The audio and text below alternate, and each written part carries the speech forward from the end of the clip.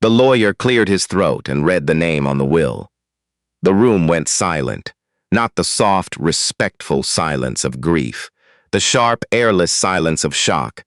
Folake stood at the back of the room, near the door, the way she always stood, near exits, near escape routes, near the edge of things. She had spent 22 years standing at the edges of this family, near the kitchen, near the laundry room, near the back seat of the car when they needed someone to watch the children. She was used to it. She had made her peace with it a long time ago. But she had not made her peace with this. The lawyer said her name again, slowly, because nobody moved. Folake Adeyemi, the sole beneficiary. You need to understand something about the Mensah family before you can understand what happened that afternoon in that lawyer's office in Toronto. You need to understand the kind of household Folake walked into 22 years ago, carrying one bag and a folded piece of paper with the address written in her cousin's handwriting. She was 26. She had been in Canada for 11 months. Her English was good. She had studied it back home in Lagos. But the cold was something no amount of studying could prepare you for. That first February nearly broke her. She wore 2 sweaters under her coat and still felt the wind go straight through her like she was made of paper. The Mensahs were Ghanaian. Mr. Kofi Mensah was a civil engineer who had built a quiet, careful life in Scarborough, a brick house on a corner lot, a used Volvo in the driveway, a garden he tended on weekends with the same methodical patience he applied to everything else. His wife, Vivian, had come from Accra with an accounting degree and sharp opinions about how a household should be run. They needed someone to help. Their son, Theo, was 8 years old, and Vivian had just gone back to work after years of staying home. The house needed tending. The boy needed someone there when school let out. Folake needed a job. It started as something practical. Clean the kitchen, pick up Theo, make dinner before Vivienne got home. She slept in the small room off the garage. It had a window that looked out onto the back fence, and she sent money home every month to her mother in Surulere. She was not supposed to stay long, but Theo had trouble sleeping. The first night she was there, she heard him crying at 2 in the morning, not loudly, not the way children cry for attention, but the low, private kind of crying that a child does when he doesn't think anyone can hear.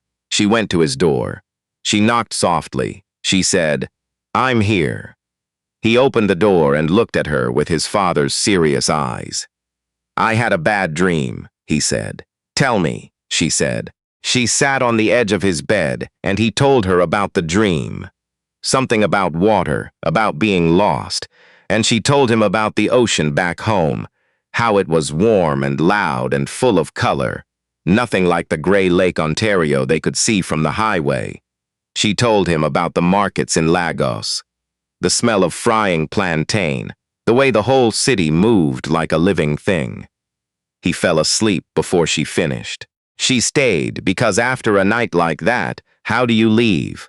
The years moved the way years do when you're busy, fast in the telling, slow in the living. Theo grew. He went through the phases that boys go through. The quiet phase, the loud phase, the phase where he only wanted to talk about football, the phase where he barely talked at all. Folake was there for all of it.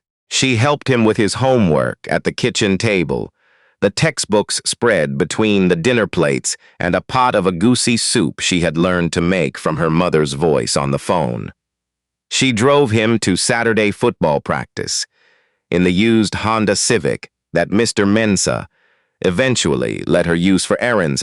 She was the one he called in grade 9 when he got into a fight at school and didn't want his parents to find out. She talked the school counselor into letting it go as a first offense.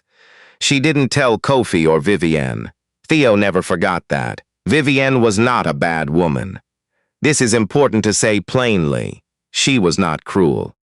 But she had a particular way of moving through her own house that reminded Folake, sometimes, of a woman who had hired a service, not taken on a person. She thanked Folake for dinner the way you thank an appliance for working. She left lists on the counter. She referred to Folake, when talking to neighbors, as our helper. Not unkindly, just accurately, she thought. Kofi was different. Kofi noticed things. He noticed when Folake looked tired. He noticed when she seemed worried about something at home, a sick cousin, a problem with her mother's landlord. And he would ask, and actually wait for the answer. On her birthday every year, she had mentioned it once, years ago, and he had written it down. He left a card on the kitchen counter with $50 inside. Not a fortune, but the kind of thing that tells a person, I see you, I know you are here. She did not think of him as family. She was not confused about what she was, but she thought of him as good. One of the genuinely good ones. He was diagnosed in the October that Theo turned 29, pancreatic, stage 3. The doctors in the cancer ward at Sunnybrook had the careful way of speaking that people develop when they must tell the truth and soften it at the same time. He had, they said, perhaps a year. He had 8 months. Those 8 months changed everything in that house, and not always in ways that were visible from the outside. Theo had married by then. Her name was Diane Osi, the daughter of a Ghanaian family from Mississauga, polished and pretty and very aware of both things. She had met Theo at a work function. She was in finance, he was in engineering like his father, and they had been together 3 years before the wedding. The wedding was at a banquet hall in Brampton, open bar. A DJ from Accra who flew in for the weekend. 300 guests. Folake was not on the guest list. Theo had asked. She knew he had asked because she overheard him on the phone with Diane 2 weeks before the wedding, his voice lower than usual, careful. She's been with us since I was 8, he said. She's family. She didn't hear Diane's response, but she saw the final seating chart on the kitchen counter, and her name was not on it. She told Theo it was fine. She was not lying, exactly. She understood. She had learned over 22 years to understand many things that cost her something to understand. After the wedding, Diane began coming to the house more often. This was natural. Kofi was sick, Theo was attentive. They came on weekends to help. But Diane had opinions about the house that she expressed in the particular way of a woman who considers herself tactful. She would stand in the kitchen and say things like, I think we could reorganize this a bit, and maybe Mama should have someone who specializes in elder care. Mama. She called Vivienne Mama. She called Folake by her first name, when she used her name at all. Usually she spoke to Folake the way you speak to an automated phone system, clipped, transactional, with the implication that a mistake would be noted. Kofi saw it. His body was failing him, but his eyes were still good. One afternoon in February, 6 months before he died, Folake brought him his tea and found him out the window at the frozen garden. He said without turning around, She doesn't see you. Folake, without turning around. She's young, set the tea down. She's young. She's not that young, he said, and I'm not talking about age. He turned to look at her then. He looked like a man who had something to say that he had been rehearsing for a while. There are things I want to fix before I go, he said. Things that should be made right. She thought he was talking about the garden, about unfinished projects. The way men talk when they know their time is narrowing. You should rest, she said. Folake. He said her name the way he always said it, properly, all the syllables, the way he had insisted on saying it from the very first week she arrived, when everyone else defaulted to Fola, or Fol, or sometimes just hey. I want you to meet with my lawyer. She looked at him. Next week, he said. Just a conversation. His name is on the notepad by the phone. She didn't ask questions. She didn't know how. Kofi died in the last week of August. The house filled with people for 3 days. Cousins from Accra, old colleagues, the pastor from their church, neighbors who had known him for 30 years. Vivian wore black and received condolences with the quiet dignity of a woman who had prepared herself, but found that preparation only takes you so far. Diane organized the logistics. She was good at logistics. She spoke to the funeral home, arranged the catering for the reception, managed the flowers. She moved through the house with the brisk efficiency of someone who was also, quietly, performing the role of woman of the house. At the reception, she asked Folake to keep the food trays filled from the kitchen. Folake did not say anything. She picked up an empty tray and went to the kitchen and refilled it and came back out. She had been doing that kind of thing for 22 years. One more afternoon was not going to change her, but Theo found her in the kitchen, between trips. He stood in the doorway and looked at her for a long moment. "You shouldn't be back here," he said. "Come sit with us." "I'm fine," she said. "Auntie." He hadn't called her that in a long time. "Please come sit with us." She didn't because Diane was watching from across the room, and because the grief in that house was not hers to take up space in, or so she had taught herself to believe. She stayed in the kitchen. Theo came back twice to check on her. A week after the funeral, they gathered at the lawyer's office. Mr. Adebayo, that was the lawyer's name, a Nigerian man of 60, with a careful, unhurried manner. He had an office on Bay Street and a way of pausing before he spoke that made the room lean forward. Vivian was there. Theo was there. Diane was there, though she had not been asked. Two of Kofi's brothers, who had flown in from London, were there. A cousin from Ottawa. And Folake. Diane had looked at her when she walked in. Just looked. The expression was brief and particular. The look of someone who doesn't understand why a thing is present. The way you look at an object that seems to have moved from where you put it. "Auntie Folake was invited," Theo said quietly. "To no one in particular." Diane looked out the window. Mr. Adebayo opened the folder. He was thorough. He read through the standard provisions, the house to Vivienne, the pension, the savings accounts, the joint investments. Kofi had been careful with money his whole life. There was more than most people would have guessed. And then there was the final item.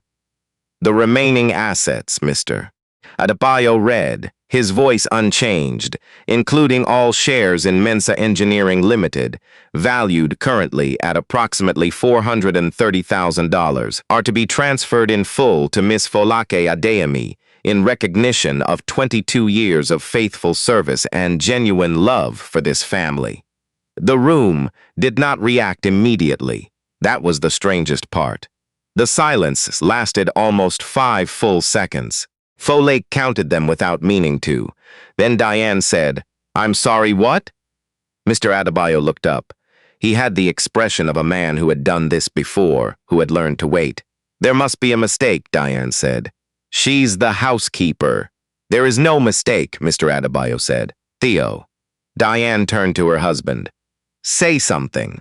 Theo was looking at Folake, his father's eyes. That same steady, careful look. "He told me," Theo said quietly. "A few weeks before he died. He told me what he was going to do. And you didn't tell me. He asked me not to." Diane, she was a composed woman. This was clearly an effort. This woman is not family. This is completely. She was an employee. This is not legal. It is entirely legal, Mr. Adebayo said with the patience of a man who has been told things are not legal when they are, many times. Mr. Mensa was of sound mind. The documentation is complete. She cooked and cleaned. For 22 years she cooked and cleaned. Vivienne, who had not spoken since the room went silent, said quietly, "She also sat with my husband every night his last week, when the pain was very bad. When I couldn't be in the room anymore because I couldn't watch it, she sat with him." A pause. She held his hand. Diane opened her mouth. Vivienne looked at her. "Sit down, Diane." Diane sat down. "You need to know about the letter." Mr. Adebayo had it in the file. It was 1 page, handwritten, in Kofi's angular, engineering precise hand. He read it aloud because that had been the instruction. To my family and to Folake, I have spent the last several months trying to write this letter correctly, and I have decided that there is no correct way to write it, so I will simply write it. Folake came to this house as a young woman from Lagos who needed work. She stayed because she was good, and because this house needed goodness. I have watched her give this family things that cannot be counted. Her patience, her presence, her time, her care. I watched her raise my son with a love that had no reason to be as deep as it was, except that she chose to make it so. I watched my son become who he is, in part because of her. A man who does not correct his debts before he goes is not a man who has lived well. I am correcting this one. What I am leaving Folake is not charity. It is not generosity. It is a debt finally being paid. When Mr. Adebayo finished reading, the room was very quiet. Theo put his face in his hands for a moment. Vivienne was looking out the window. Folake sat very still near the door, the way she always sat, near the edges, and thought about a February evening 22 years ago, when an 8-year-old boy told her about a dream involving water, and she had stayed and stayed and stayed because you can't leave someone who needs you to be there. She thought about the $50 birthday cards, the way he said her name, all 4 syllables, every time. She thought about that last week, the nights in the chair beside his bed, the sound of his breathing changing in the dark, her hand over his, the strange and solemn privilege of being with someone at the very end of their life. She had not expected anything from it. She had not done it for anything. That is perhaps what he understood, that no one else in that room quite did. Diane left without speaking to her. Theo walked out with Folake into the corridor outside the office, while their wives, his mother and his wife, gathered themselves inside. He stood in the hallway and looked at her. "He told me," he said again. He said you were the one who made this house feel like it meant something. He said my mother ran the house and he worked for the house, but you made it a home." Folake looked at this man who had been a small boy at the edge of her bed in the dark, asking her to tell him something so he could sleep. "Your father was a good man," she said. "He was," Theo said. "Because of people like you." She didn't argue with him. You learn, after enough years, to receive a thing graciously when it is offered. She still lives in the small room off the garage, not because she has to. The money changed that. The money changed a great deal. But Vivienne asked her to stay, not as a housekeeper, just to stay. To have dinner some evenings. To be in the house that had been all of their house, in one way or another, for 2 decades. Folake is working out what her life looks like now. She has sent money to her sister's children back in Lagos. She has looked at apartments. She has thought about going back to school. There was a community college program in social work that she had seen advertised years ago and thought, not for me, not now, and kept the pamphlet in her drawer anyway. The pamphlet is still there. She is 48 years old. She has been standing near exits her whole life, near the edges of rooms, near the back seats, near the kitchen. She is learning, slowly, what it feels like to stand in the middle of something. It is strange. It is uncomfortable, the way that growth is always a little uncomfortable. But she is learning. Before you go, if this story stayed with you, if you thought about someone you know who deserves to be seen the way Kofi finally saw Folake, share this with them. And if you're new here, welcome to Urban African Folktales. There are more stories where this one came from. Subscribe, so you don't miss them. The dead have a voice. Sometimes it just takes a little while to be heard.